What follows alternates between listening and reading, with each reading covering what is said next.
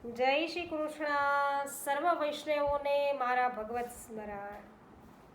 પુષ્ટિ સત્સંગ ચેનલમાં આપ સર્વ વૈષ્ણવજનોનું હાર્દિક સ્વાગત છે. તો વૈષ્ણવો સાથે મળી અને રોજે રોજ સત્સંગ કરીએ છીએ. આજે આપણે સત્સંગમાં જાણીશું કે શ્રીનાથજી બાવાની શ્રી ગુસાઈજી પ્રત્યેની જે ભાવના છે એ કઈ પ્રકારે આજે શ્રીનાથજી બાવા છે એ રજૂ કરવાના છે. તો જે નાજુક ભાવનાઓ છે ગુસાઈજી પ્રત્યેની શ્રીનાથજીની એ કઈ રીતે પ્રદર્શિત કરે છે એ આજે આપણે સત્સંગ દ્વારા જાણીએ. તો વૈષ્ણવ સત્સંગની શરૂઆત કરીએ એ પહેલાં આપ સર્વને વિનંતી કરી દઉં કે પુષ્ટિ સત્સંગ ચેનલને અવશ્ય સબસ્ક્રાઈબ કરી લેજો, જેથી તમને અવનવા સત્સંગો છે આ ચેનલ દ્વારા પ્રાપ્ત થતા રહેશે. સાથે સાથે સત્સંગની અંદર આનંદ આવે, વાર્તા પ્રસંગો ગમે તો અવશ્ય વિડીયોને લાઈક, કમેન્ટ અને શેર કરવાનું ભૂલશો નહીં, જેથી દરેક વૈષ્ણવો છે સત્સંગનો લાભ લઈ શકે. બોલો શ્રી ગોવર્ધનનાથ કી જય. તો વૈષ્ણવો જે રીતે શ્રીનાથજીએ મુખિયાજી ભીતરિયાઓને છે અનેકવાર છોડાવી દીધા હતા અને પછી સ્વયં પોતાની સેવાનો ક્રમ છે એ તોડી નાખ્યો હતો, એ જ રીતે એક દિવસ શ્રીનાથજીએ સ્વયં પોતાની સેવાનો એક નવો ક્રમ બાંધ્યો. નવાઈ લાગે ને એવી આ એક વાત હતી વૈષ્ણવો, પરંતુ સેવાનો એક ક્રમ છે ને વૈષ્ણવો આજ દિવસ સુધી જળવાઈ રહ્યો છે. એક દિવસ શ્રી ગિરિરાજજી ઉપર કંઈક છાનું છપનું થવા લાગ્યું. વાત રસની હતી એટલે છાની જ રાખવી પડી. પ્રગટ કરવાથી શું થાય, રસ છે જતો રહે એમ હતો. એટલા માટે તો શ્રીનાથજીએ રામદાસ મુખિયાજીને એક વાત કહી. શ્રીજી બાવાએ રામદાસ મુખિયાને એક વાત કહી. પછી રામદાસજીએ છે એ સામું કંઈક એવું પૂછ્યું એટલે શ્રીનાથજીએ વળતું કંઈક એને કહ્યું. રામદાસજી શ્રીનાથજીના શૃંગાર કરીને બહાર આવ્યા. કુંભનદાસજી ત્યાં કીર્તન ગાઈ રહ્યા હતા. તેમને રામદાસજીએ પેલી વાત કહી, જે શ્રીજી બાબાએ હારે વાત થઈ ને એમની, એ એમને કુંભનદાસજીને કીધી. વાત સાંભળીને કુંભનદાસોની આંખમાં તો ચમક આવી ગઈ. એમણે મંદિરના સેવકોને તરત જ ભેગા કર્યા અને ખાનગીમાં પેલી વાત હતી બધાને કહી. સેવકો બધા હોશમાં આવી ગયા. બધાએ પોતાનાથી શક્ય છે એવા તણખલા બધા ભેગા કરવા લાગ્યા. તણખલે જ છે એ નાના પક્ષીઓ પોતાનો સુંદર માળો છે એ બંધાવે ને, જેમ માળાનું સર્જન કરે એમ. તો વયોવૃદ્ધ સદુ પાંડે તરત પોતાના ઘર તરફ છે ઝડપથી સરક્યા. કુંભનદાસી પણ કંઈક વિચારતા નીચે ઉતરી આવ્યા અને પોતાના ગામ જમનાવતા તરફ ઉતાવળે તેઓ ચાલી નીકળ્યા. એમને પાછા આવતા થોડીક વાર થઈ એટલામાં તો બાકીના સેવકો છે એ બધા દોડાદોડી કરીને પોતપોતાના ઘરે જઈ અને યથાશક્તિ ભેટ લઈને પાછા આવી ગયા. સૌ રામદાસજી પાસે ભેગા થયા. કોઈએ 1 મુદ્રા આપી તો કોઈએ 2 મુદ્રા આપી. થોડી વારમાં કુંભનદાસજી પણ આવી ગયા. એટલે એમણે પોતાના ખેસે બાંધેલું હોય ને એ ખેસને છેડેથી ગાંઠ છોડી અને 5 મુદ્રા આપી. રામદાસજીએ ભેગી થયેલી મુદ્રાઓ ગણી જોઈ તો કુલ 21 મુદ્રા થઈ. એ મુદ્રાઓ એક સેવકને આપીને ખાંડ લેવા મોકલો. ત્યાં તો સદુ પાંડે એક મોટો દેગડો ભરીને ઘી અને થેલામાં મેંદો લઈ આવ્યા. મેંદાના ચૂનને છે એ ખાટા દહીંમાં આથવામાં આવ્યો. એવું લાગતું હતું કે જાણે કોઈ મોટો ઉત્સવ છે એની તૈયારી થઈ રહી હતી. પણ ઉત્સવની તૈયારી જાહેરમાં નહોતી થઈ રહી હતી અને ખાનગીમાં થઈ રહી હતી. એટલે જ ક્યાંક મતભેદ નહોતો કે ખટરાગી નહોતો. હતો ફક્ત અનુરાગ, સ્નેહ જ હતો. તો સૌનું લક્ષ્ય માત્ર એક જ હતું. પ્રેમ રસ છે એનો વિષય આ હતો. ક્યાંક કોઈને છે ને નામ કમાવવું નહોતું.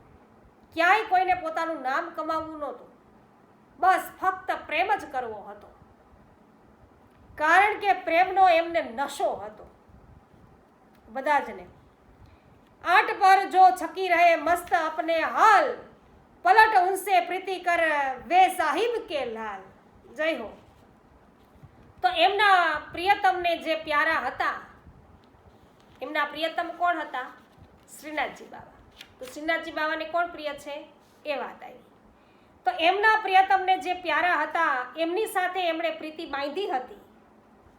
ए प्रीतिना नशामां सदाय आ सेवको छे ने छकेला रहता हता। तो संध्याए आजे वेला शणगार થઈ ગયા। ખાંડ પણ દોડતી દોડતી આવી ગઈ। ફટાફટ રસોઈ બાલભોગના કમાડ છે એ વસાયા, ચૂલા પેટાવાયા, કઢાઈ ચડાવાઈ, એમાં ઘી રેડાયું, બીજે ચૂલે ખાંડની ચાસણી છે એ તૈયાર થવા માંડી। જાડા વસ્ત્રમાં છિદ્ર કરીને ચૂન છે ભરવામાં આવ્યો। કઢાઈની ઉપર ભીતરિયાઓના હાથ ગોળ ગોળ ફરવા લાગ્યા અને ગરમ થયેલા ઘીમાં જલેબીના કુંડાળા રચાવા લાગ્યા। જલેબી તળાઈ રહેતા ખાંડની ચાસણી છે એમાં ડૂબવા લાગી। કદાચ ઝાંઝરને ઝમકતું રોકી શકાય, પરંતુ સામગ્રીની મહેકતી સોડમ કઈ રીતે દબાવી શકાય? એમાં એ સામગ્રી તૈયાર કરવા પાછળની જે ભાવના હતી એમાં તો સોડમને છતી થવા દેવાય એમ જ નહોતી। તો સૌ સેવકોના ચિત્ત ફક્ત પેલી એક જ વાતમાં રોકાયા હતા અને મંદિરની દેખભાળ કરનાર અન્ય જનોની ધાનેન્દ્રિયો છે ને આપે આપ પોતાની મેળે જ છે આપોઆપ સુસુપ્ત થઈ ગઈ હતી। કારણ કે એમાં સાથે ભળેલા શ્રીજી બાવાઈ હતા ને, બધાને જેમ પેલા મથુરાના જેલમાંથી બહાર નીકળતા ત્યારે બધાને જેમ ઝોકા આવી ગયા હતા, બધા સૂઈ ગયા, એ જ પ્રકારે અત્યારે બધાની દાણેન્દ્રિયો છે પ્રભુએ બંધ કરી દીધી, તો સુસુપ્ત થઈ ગઈ હતી। તો વળી મંદિરની સ્થાપત્ય કળા એવી ખૂણાવાળી હતી કે સામગ્રીની સુગંધ છે એ રસોઈ ઘરની બહાર ન જઈ શકે। તો ચાસણીમાં ડૂબીને પછી રસથી તરબર થયેલી જલેબીઓ છે એના ટોકરાઓ ભરાવા લાગ્યા। રાત ઝમઝમ કરતી વહી ચાલી। આખી રાત આ ક્રમ ચાલ્યો વૈષ્ણવો, અને કોઈની આંખમાં ઊંઘનું કોઈ ચિહ્ન પણ નહોતું। કોઈના તનમાં થાક છે કે આળસ છે એનું પણ કોઈ ચિહ્ન નહોતું। કડકડતી ઠંડી અને મંદિરની અંદર પ્રવેશી શકી નહીં। ઠંડી એટલી હતી પણ એ પણ છે મંદિરમાં પ્રવેશી શકી નહીં। તો આખું પાકાલાઈ જલેબી છે એના ટોકરાઓથી અત્યારે ભરાઈ ગયું। મણસ્કે સૌ પરવાયરા, બે ઘડી આડે પડકે થઈ, તનથી એની જે સુસ્તી હોય એ બધાએ ખખેરી નાખી અને પ્રભાત થતામાં તો ફરીથી સૌ બેઠા થઈ ગયા।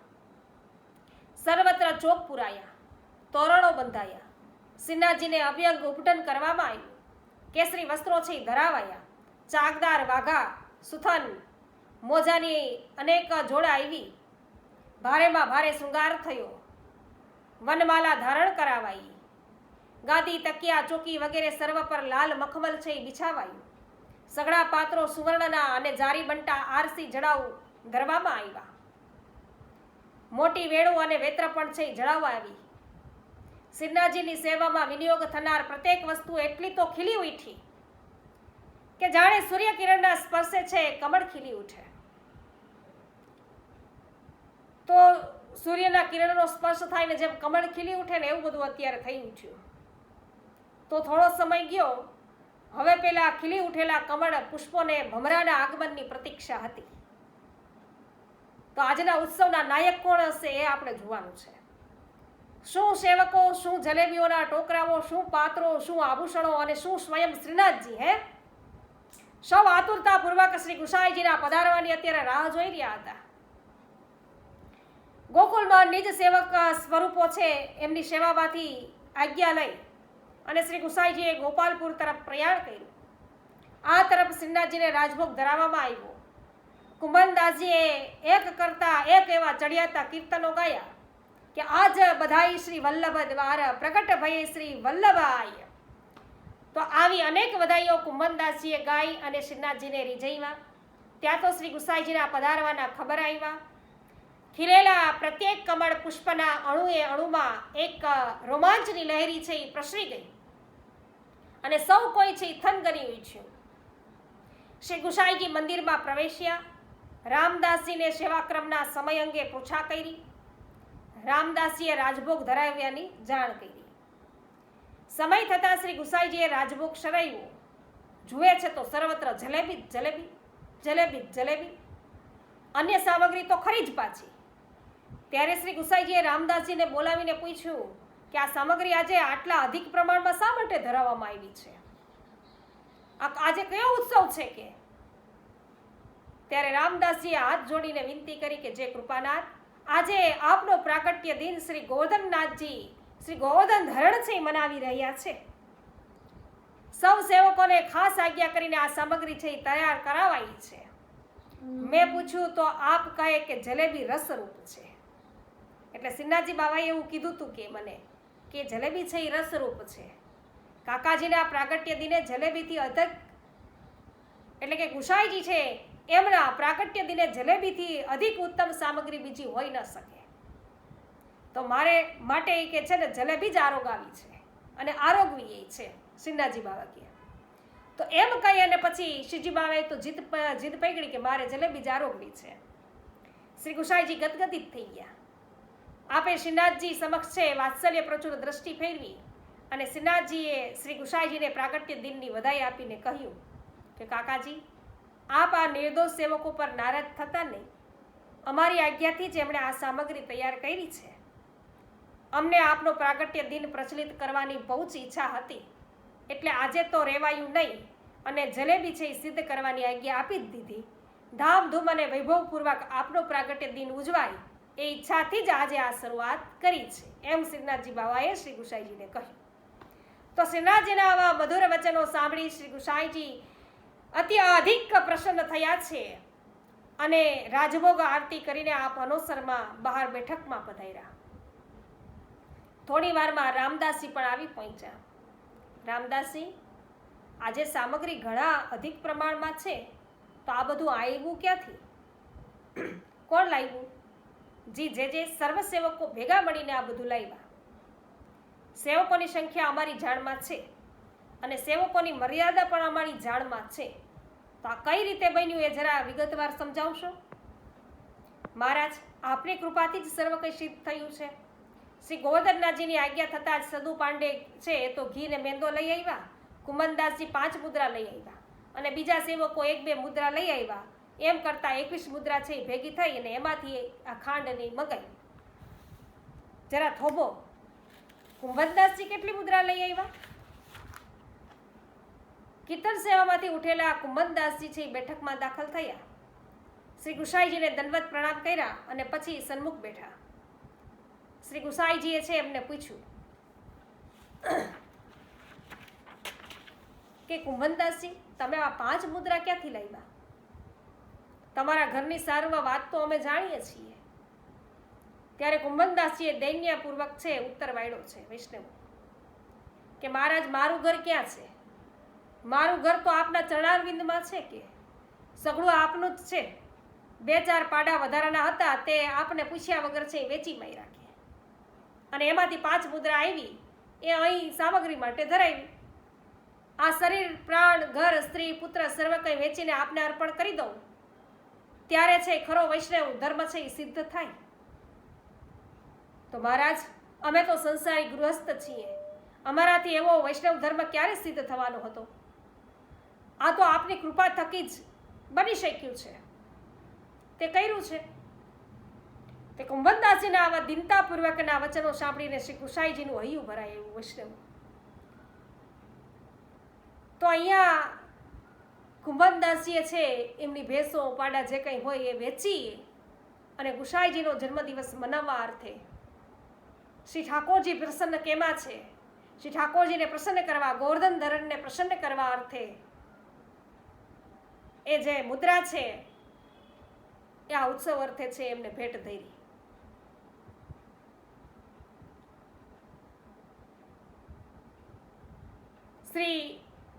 શ્રીમદાચાર્ય ચરણ જેવા જેના પર કૃપા કરી અને આવી દીનતાનું દાન કરે એ જે એને પામી શકે અને પચાવી શકે, અને ત્યારે જ શ્રી ગોવર્ધનનાથજી સદાય એમના વશમાં રહે. આમના ભાગ્યની જેટલી સરાહના કરીએ ને એટલી ઓછી છે, એવું શ્રી ગુસાઈજી કુંભનદાસજી અર્થે કહી રહ્યા છે. આવી રીતે પ્રસન્ન થઈ અને આશીર્વાદ આપ્યા છે. અને આપશ્રીના નેત્રો છે એ તો હર્ષ આશ્રુથી વૈષ્ણવો છે એ છલકાયા છે. તો શ્રી ગુસાઈજીએ કુંભનદાસજીને અંતરના આશીષ દીધા. ખીલેલા પુષ્પને ભમરાનો અત્યારે સ્પર્શ થયો અને એ રોમાંચિત થઈ ઉઠ્યું. કુંભનદાસજી અત્યારે રોમાંચિત થઈ ગયા અને ભમરાને પુષ્પના પરાગનો નશો ચડ્યો અને એને ગુંજારવ કરવાનો શરૂ કર્યો. ત્યારથી આજ દિન સુધી વૈષ્ણવો પ્રત્યેક માગસર વદ નોમના દિવસે શ્રીનાથજીને અધિક માત્રામાં છે એ જલેબી ધરાવાય છે. અને શ્રી ગુસાઈજીના પ્રાગટ્ય દિનને જલેબી નોમ, જલેબી ઉત્સવ આદિ તરીકે પણ ઓળખાય છે. તો વૈષ્ણવો, આજે સત્સંગની અંદર તમને અવશ્ય આનંદ આવ્યો હશે. તો વિડીયોને ચાલો જલ્દીથી તમે બધા જ લાઈક, કમેન્ટ અને શેર કરી દો, જેથી દરેક વૈષ્ણવો છે એમને આ પ્રકાર છે શ્રી ગુસાઈજીના પ્રાગટ્ય દિનનો કઈ પ્રકારે શરૂ થયો એનાથી માહિતગાર થવાનો લાભ છે એ પ્રાપ્ત થાય. તો વૈષ્ણવો, પુષ્ટિ સત્સંગ ચેનલને હજુ સુધી સબસ્ક્રાઈબ ન કરી હોય તો પણ અવશ્ય કરી લેજો. સર્વને મારા જય શ્રી કૃષ્ણ. શ્રી ગોવર્ધનનાથ કી જય.